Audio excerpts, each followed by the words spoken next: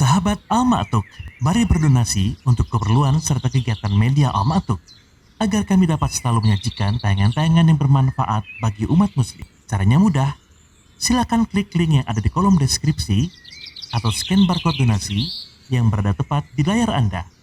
Jazakumullah khairan wa barakallahu fikum. Bismillahirrahmanirrahim.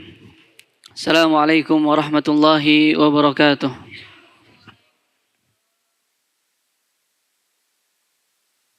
Alhamdulillahi rabbil alamin wal aqibatu lil muttaqin fala udwana illa 'alal zalimin. Wassalatu wassalamu ala asyrafil anbiya'i wal mursalin nabiyina Muhammad wa ala alihi wa sahbihi ajma'in. Allahumma la ilma lana illa ma 'allamtana innaka antas samiul alim. Allahumma 'allimna ma yanfa'una wanfa'na bima 'allamtana wa zidna ilma wa aslih lana sya'nana kullah wa la takilana ila anfusina tarfata ain. Para hadirin yang dimuliakan Allah Subhanahu wa taala, kembali melanjutkan pembacaan hadis kita dalam kitab Riyadhus Shalihin, yang mana kita sekarang masih dalam bab roja, yaitu bab pengharapan kepada Allah Subhanahu wa taala.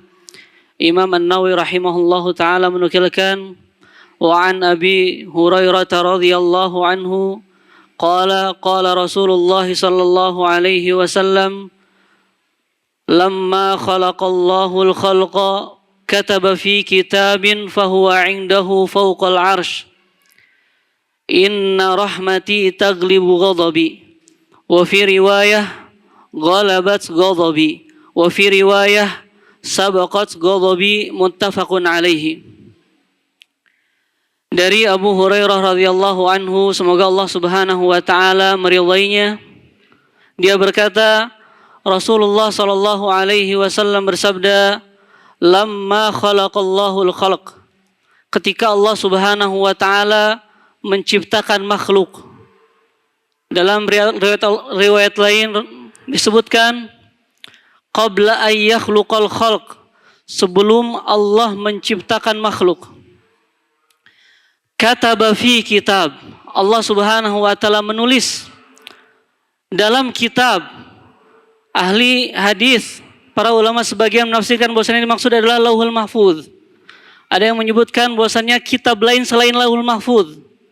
Jadi Allah menuliskan dalam kitab tersebut atau dalam Lauhul Mahfuz, fahuwa 'indahu fawqal 'arsy, dan kitab tersebut berada di atas arsy. Apa yang Allah Subhanahu wa ta'ala tuliskan? Inna rahmati taglibu ghadabi, bahwasannya rahmatku mengalahkan amarahku. Dalam riwayat lain disebutkan ghalabat ghadabi, sama mengalahkan amarahku. Dan dalam riwayat lain disebutkan sabaqat ghadabi, mendahului amarahku. Jadi kasih sayang Allah Subhanahu wa ta'ala mendahului amarahnya. Hadis ini diriwayatkan oleh Imam Bukhari dan Imam Muslim. Para hadirin yang dimuliakan Allah Subhanahu wa taala, dalam hadis ini menunjukkan kepada kita, menjelaskan kepada kita bahwasanya kasih sayang Allah itu sangat luas. Makanya dalam Al-Qur'an Allah Subhanahu wa taala sebutkan inna rahmati wasi'at kulla syai'. Rahmatku itu, kasih sayangku itu luas kepada seluruh makhluk. Oleh karenanya, kasih sayang Allah Subhanahu wa taala itu lebih besar, dalam hadis yang disebutkan, lebih besar daripada amarahnya. Ini juga menunjukkan kepada kita bahwasannya sifat-sifat Allah itu memiliki kedudukan. Sebagian yang lain lebih besar daripada yang lainnya. Dalam hadis ini disebutkan kasih sayang Allah itu lebih besar daripada dari amarahnya. Oleh karenanya, Syekh Faisal Al-Mubarak dalam kitab Tadriz Riyadhus Shalihin menukilkan sebuah perkataan dari Imam At-Tayyibi.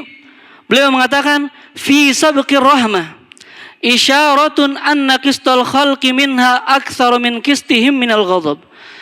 Bahwasannya bagian makhluk dari sifat rahmat Allah ini, kasih sayang Allah ini lebih besar daripada bagian mereka dari amarahnya. Oleh karenanya lihat kata beliau, wa annaha tanaluhum bighairi istihqaq, Oleh karenanya rahmat itu didapatkan oleh makhluk, padahal makhluk itu tidak berhak, belum pantas untuk mendapatkan rahmat. Akan tapi apa? Wa annal ghadaba la yanaluhum illa bistihqaq.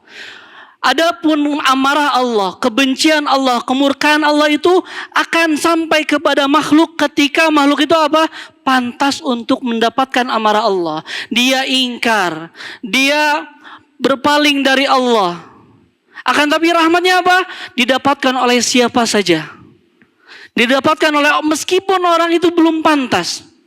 Kalau kita lihat bagaimana kita merenungkan bagaimana ketika Allah menciptakan manusia pertama kali, siapa itu? Adam alaihissalam. Di mana Allah tempatkan Adam pertama kali? Di surga. Ini menunjukkan bahwasanya rahmat Allah itu apa? Lebih dulu daripada amarahnya. Ketika Allah Subhanahu wa taala menciptakan kita, menyimpan kita dalam rahim ibu kita, apa kita pantas untuk mendapatkan rahmat Allah, kasih sayang Allah? Kita sudah melakukan untuk Allah apa? Apakah kita sudah melakukan ketaatan? Belum. Tapi Allah tetap berikan rahmatnya. Sehingga gizi, nutrisi itu dari ibu sampai ke kita. Padahal kita belum melakukan apa. Ini menandakan bahwasannya rahmat Allah itu sangatlah luas. Kita dilahirkan menjadi bayi, disusui oleh ibu kita.